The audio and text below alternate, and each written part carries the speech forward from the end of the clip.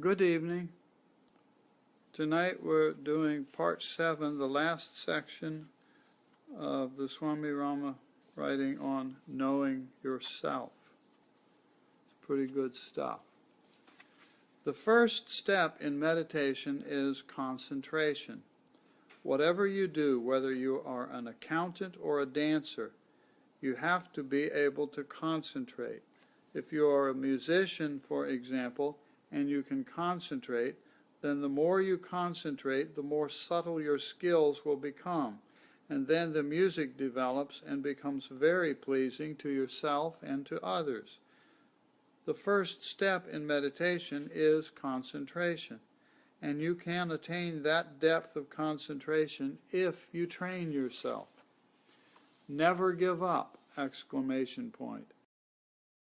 Meditation as a part of your life, just as you eat, sleep, and do other things.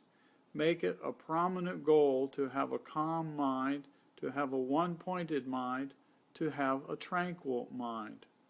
Do not give on your face. Your face is the index of your heart. Meditation leaves a clear indication on your heart, which is reflected on the face. I can easily tell when a person speaks to me whether he or she meditates or not, and is capable of meditation or not. The important theme is that you should know how to work with yourself, how to know the self, the capital S self. The student must do his practice, otherwise the teacher cannot do anything. The teacher's responsibility is 50%. The other 50% is the student's. Where you encounter obstacles, then the teacher will help you. But if you don't do your part and you expect the teacher to do his duty, then there's nothing anyone can do. To become a good citizen, to become an evolved human being, to become a better follower of your own religion or a better participant in your own culture, you have to meditate. Meditation is a neutral method. It is not a part of any culture. All the great men and women of wisdom meditated. Christ certainly meditated.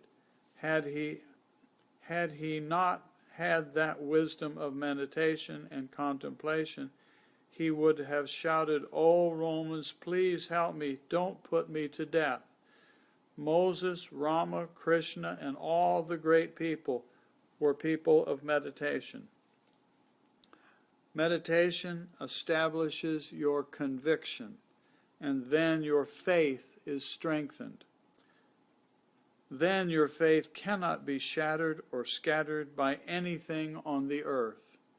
This is the process of training yourself. You all remain influenced by the fear of death. You are afraid of death because you see other people dying, even though you do not experience death in your own daily life. Consider this question. What do you know about death? You do not really understand death. Such fears remain unresolved within your mind. Then you are terrified and full of fear. Outside you wear a beautiful dress and have a beautiful face, and you are smiling, but inside you are terrified, and your behavior shows that. You do not walk freely. You don't walk like the Lord of the earth. You don't feel that the earth is meant for you, that it is given to you to enjoy. Whenever you walk in fear. You walk as if you are dead, as if someone has the strings and is pulling you, and you are forced to live in the world. How did Christ live and walk on the earth?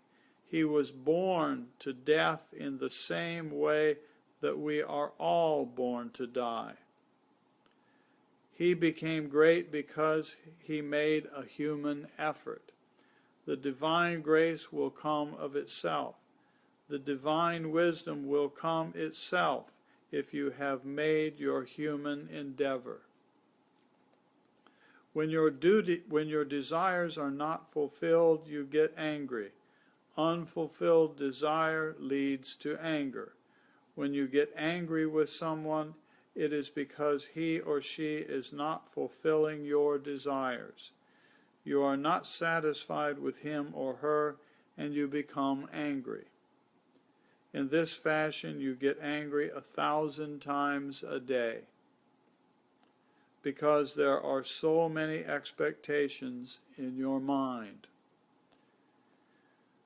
A desire creates expectation, and that longing or expectation is wrong. A desire creates expectation, and that longing or expectation is strong, so there is constant anger. When you express your anger, it wrecks your nervous system. You start trembling when you are angry. You lose your balance. You lose your tranquility. Learning to live in the world, the technique of living in the world yet remaining above the world, that's what you need to develop. Don't waste your time thinking or expecting too much of the world. The world can only give you a little bit. It hasn't got much to give you. You expect too much from the world, and then you weep with disappointment. The world says, "I'm sorry, I cannot really give you what you want." Unfortunately, you don't listen to that other whisper from within, the whisper of the self, that source which can answer your desires. And that's the end of our section on knowing yourself. Nice journey, isn't it? Thank you for joining, and thank you for playing. We'll find something else fun to do starting tomorrow. And hopefully the technicians are coming tomorrow, and hopefully they will finally get our internet connections solved, we hope. Hi Jivatish, hi Nellie. And so we hope for the best. And remember, in knowing yourself, what's the most important thing? What's it all about? It's all about Om. Om is where it is. Om is what's happening. Or in the traditional sense, Om Tat Sat. Om Tat Sat. It's always good for a laugh, isn't it? It's sincere. It's true. We got to keep lighthearted about this stuff too, I think. Om, with a smile. Om Tat Sat. Om, that alone is reality. Om Tat Sat. Bye-bye. Thanks for playing. Om.